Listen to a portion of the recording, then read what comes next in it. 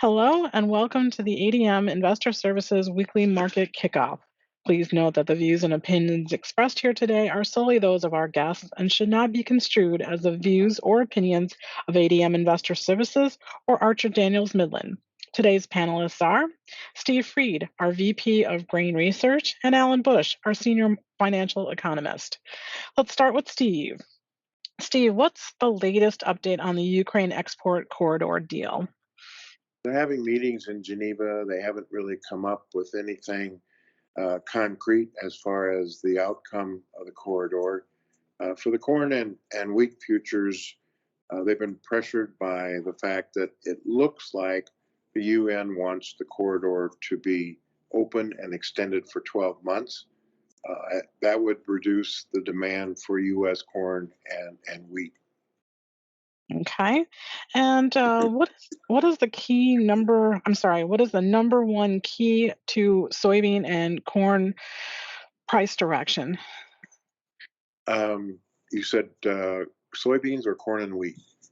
I'm sorry, soybeans and corn. My Okay. apologies. I think the number one thing is that South American weather right now.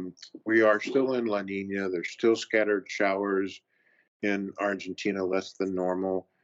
Brazil starting to get less than normal rainfall, and we still have dry conditions across the southern plains. But La Nina is supposed to go away in December. And so if that happens, you should see better weather for South America and maybe a few showers in the southern plains. Right now, the USDA is forecasting down in South America record soybean crops and record corn crops. And so if that happens, that certainly would be negative to the futures market. And lastly, Steve, what is the latest technical signals in grains?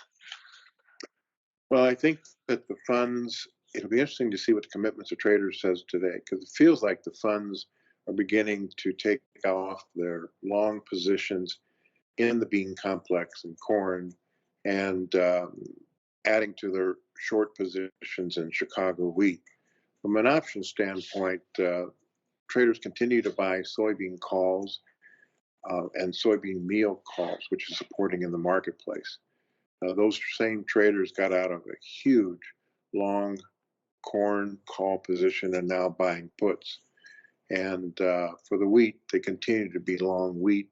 And the fact that December wheat held $8 last week had them come in and buy more. So basically, you're seeing the soybean meal, and soybean oil markets in a sideways trade near the upper end of a trading range, whereas corn and wheat has dropped to the lower end of the trading range.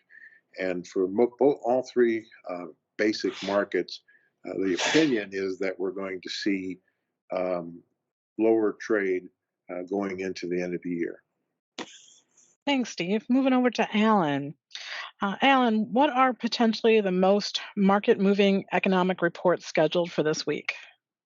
Well, actually, we have quite a few. First of all, tomorrow we'll have the October Producer Price Index. That's estimated to be up 0.5%. Then on Wednesday, we'll have the October Retail Sales guessed at up 1%. Thursday, housing starts anticipated to be 1.41 million.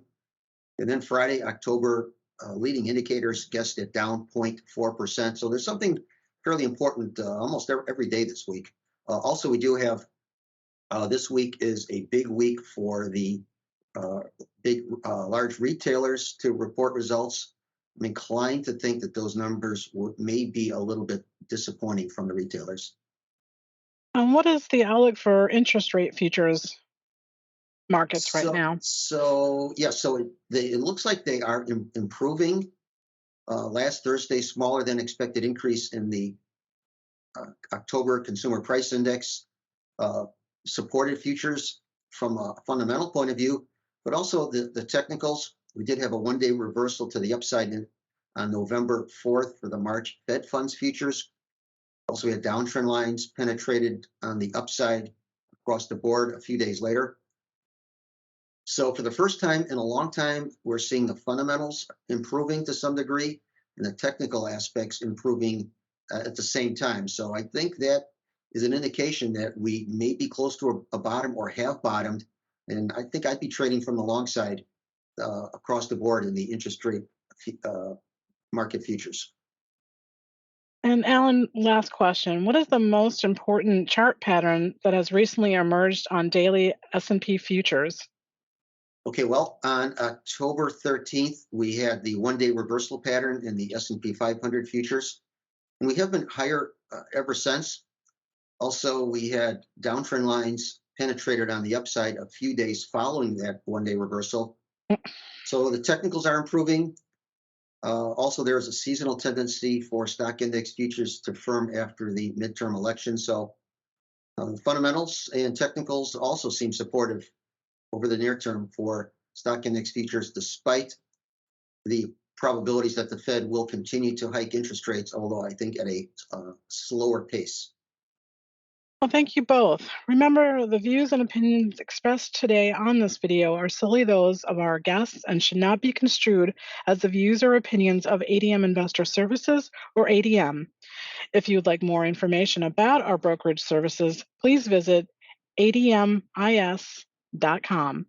Thank you.